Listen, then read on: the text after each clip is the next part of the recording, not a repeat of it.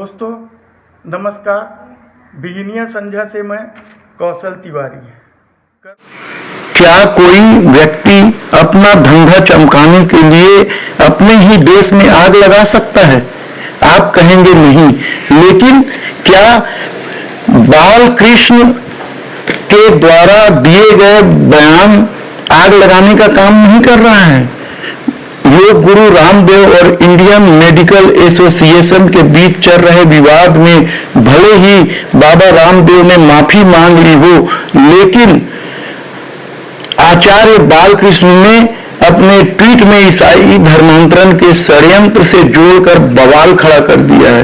मंगलवार को बालकृष्ण ने ट्वीट कर लिखा कि सारे देश को ईसाई धर्म में तब्दील करने के षड्यंत्र के तहत बाबा रामदेव को टारगेट किया जा रहा है और योग तथा आयुर्वेद को बदनाम किया जा रहा है। कुछ सालों से जिस तरीके से हर मामले को धर्म और राष्ट्रवाद से जोड़ने की कोशिश हुई है, उसके बाद बालकृष्ण का यह बयान हैरान कर देने वाला नहीं है। एलोपैथी और आयुर्वेद को लेकर जिस तरह से लड़ाई छिड़ी है, उससे भी आप हैरान मत होइए। असल में यह लड़ाई धंधे में वर्चस्व की लड़ाई है और कोरोना काल में बाबा रामदेव की कंपनी को हुए घाटे ने इस लड़ाई को तेज कर दिया है। यह लड़ाई झूठ, नफरत, अफवाह और कुंठित राष्ट्रवाद की लड़ाई भी कही जा सकती है, क्योंकि जब आप किसी एक से बेहद नफरत करते रहते हैं और लगातार नफरत करते रहते हैं तो यह आपकी आदतों में शुमार हो जाता है। फिर आप नफरत के लिए नए नए लक्ष्य ढूंढते हैं। बाबा रामदेव ने एलोपैथी चिकित्सा पद्धति को जिस तरह से कोसा है, उसको भी आप दूसरे ढंग से देखिए।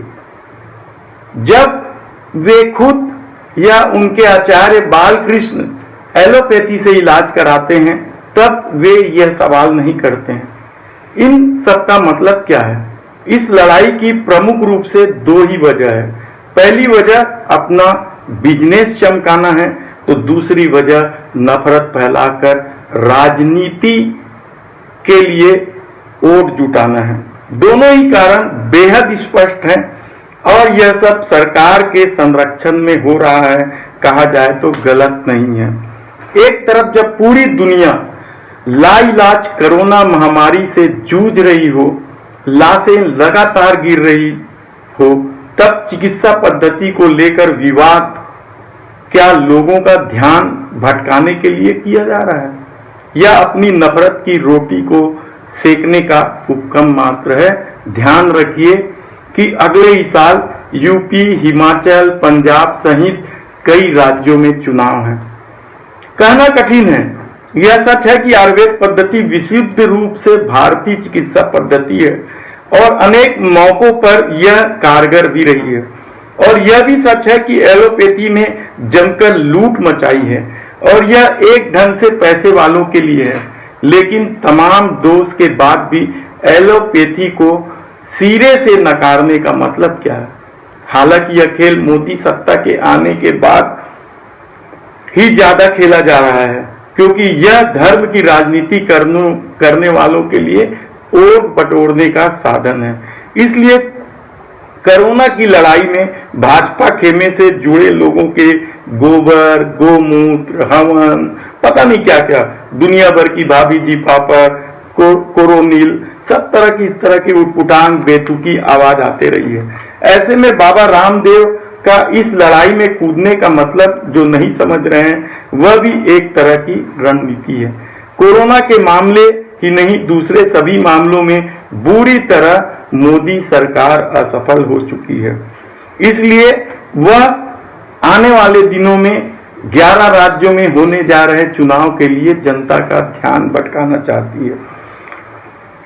ऐसे में अब देखना है कि बाबा रामदेव के बिगड़े बोल और आचार्य बालकृष्ण के ईसाई धर्मांतरण को लेकर दिए गए बयान का क्या असर होता है। फिर भी हम एक चीज बता दें कि किसान आंदोलन इस देश में मोदी सत्ता के लिए ताबूत की आखिरी कील साबित न हो जाए, क्योंकि किसानों ने जिस तरीके से बंगाल में जाकर अपनी ताकत दिखाई है वह यूपी, पंजाब, हिमाचल में ज्यादा अच्छे तरीके से दिख सकती है। धन्यवाद।